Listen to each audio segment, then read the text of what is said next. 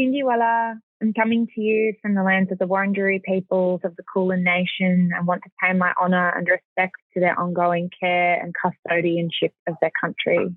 My name is Evelyn Araluen, and we are here with Red Room Poetry as part of the Fair Trade project for World Poetry Month. Tēnā koutou katoa, he uri ahau no Ngāti Tukurihe, ko Anahera Gildea tō koingoa. Kia ora, my name's Anahera Gildea, and I am here on the beautiful whenua of Aotearoa, specifically in Te Whanganui-a-Tara, which is at the bottom of the North Island. Kia ora. Ocean. Saltwater. Waiti. Mulitani. Where I'm from, the sand is cold. At night, the shell's empty. Grey clouds scudding like the iriwaru, the spirit voices on the shore. Tender salt, gentle rush of foam. No explorer can hold enough breath for where I'm from. Fathoms and fathoms deep. I have heard. I have danced narrative after narrative. I've heard it sung, have done the singing. Our shadows are nuclear, our gods can swim. Never turn your back on the ocean. I hear this every time I have salt water up my nose, down the back of my throat, making me cough. Every time I have sand in my togs or socks, every time I place the smallest of cat's eyes in my pocket and whisper, karakia. I hear my mother. Hear fear, not as tremor, but as the roar of a wave. Never turn your back to things that swallow. Sea, midden, archive, men, or the women they hollow. Matariki is an internal time of year, when the bounty for the year is told by the brightness and sureness of the sky siblings, when those who have passed in the year gone are swept up by the great waka, kua petu rangitia, made stars. It is cold, time for gatherings by fires and sharing stories, the time that the sun shacks up with his winter wife, hine takurua, hine raumati is the summer one. This is an arrangement the women had half a year off as genius and sustainable. Now is the time for Garawa to remind the sea of the song that made it. It's time for us to sing shore to shore.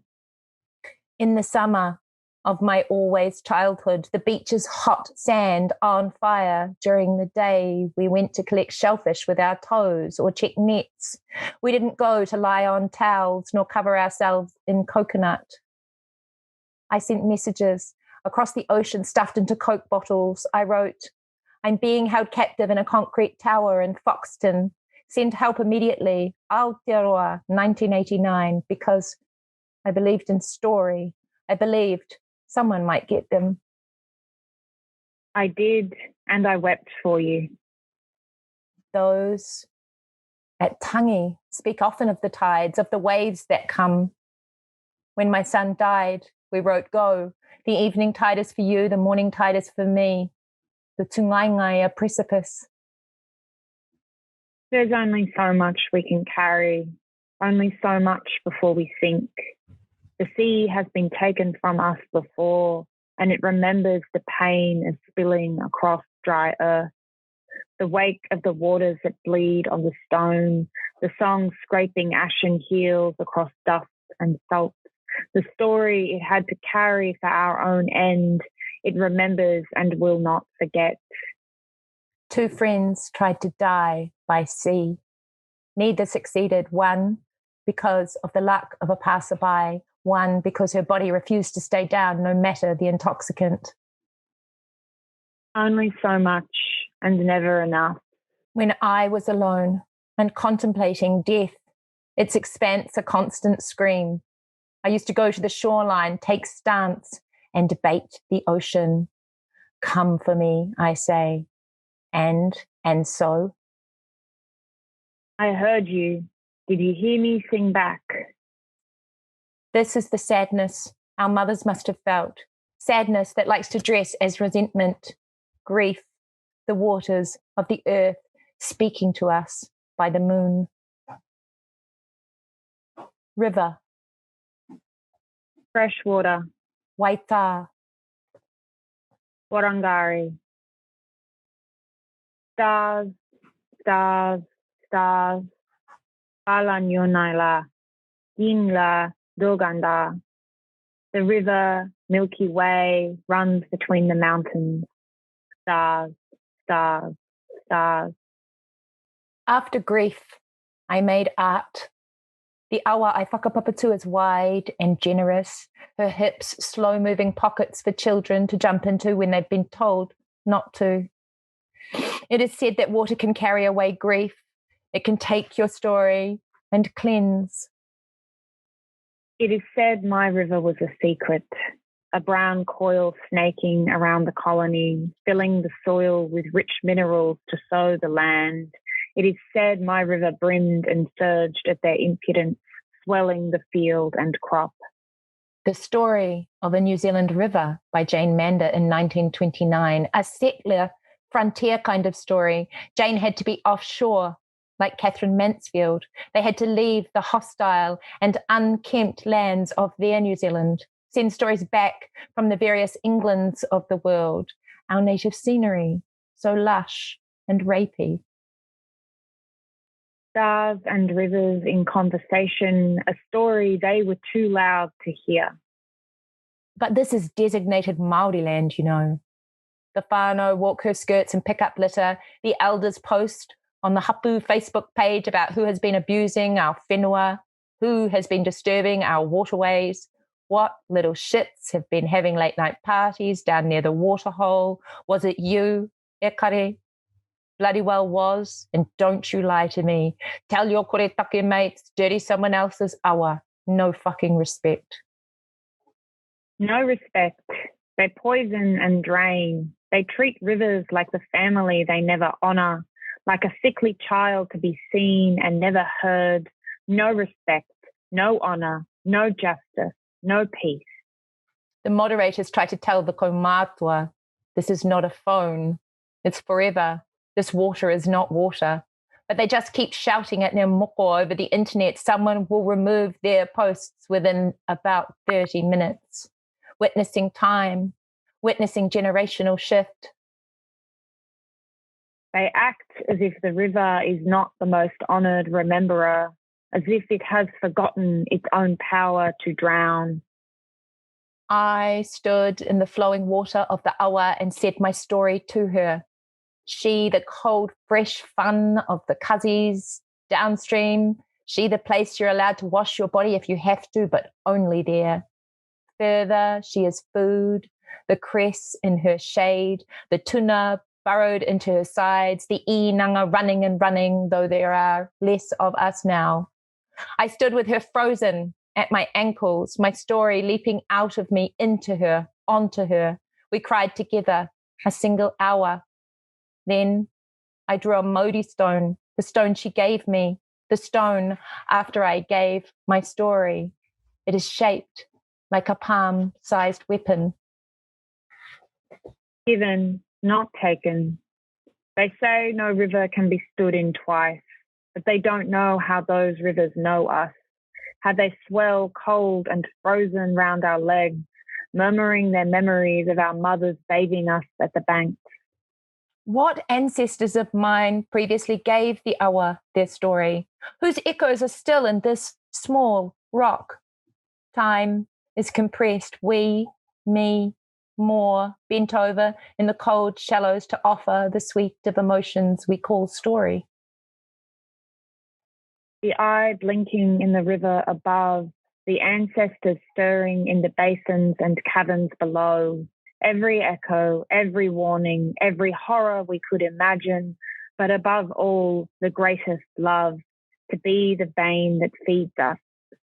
The river itself can tell the story, teach us how to read it, how to see the speed of the water at bends, how to watch the direction and hue of the birds, how to call river.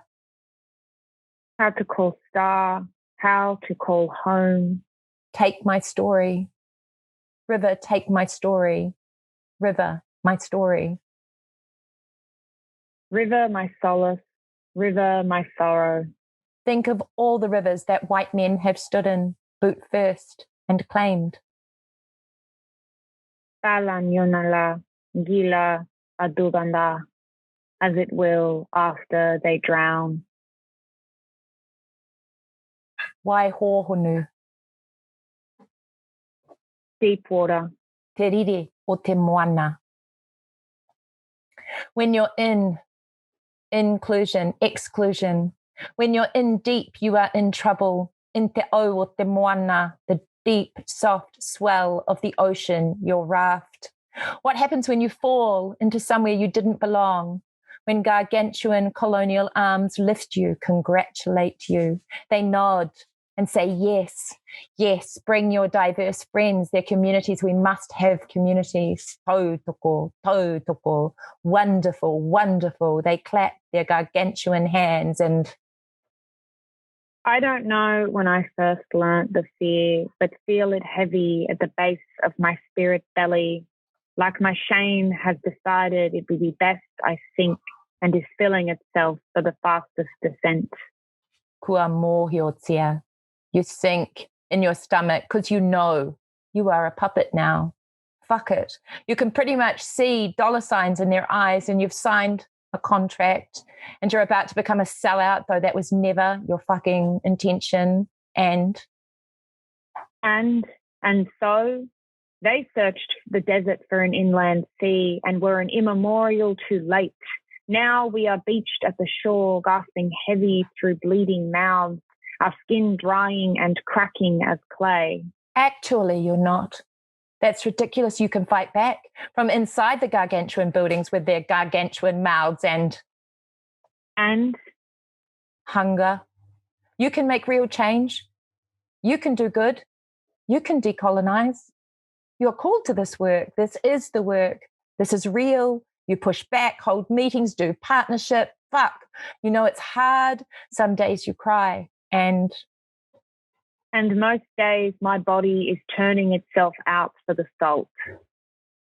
Your world can be undone in a second, because how the fuck did you become spokesperson for all Māori, random Indigenous pauiwi, political agitators, blah, blah, blah, blah, blah. And how do you get out of it? Make it stop. Step down. You don't want a platform. You're terrified. And most days I am afraid of drowning, but some I am afraid of rising for air. Gargantuan is a measurable size. All your self-scrutiny and moralizing and policing is like tiny dots on tiny. Too much is immeasurable weight.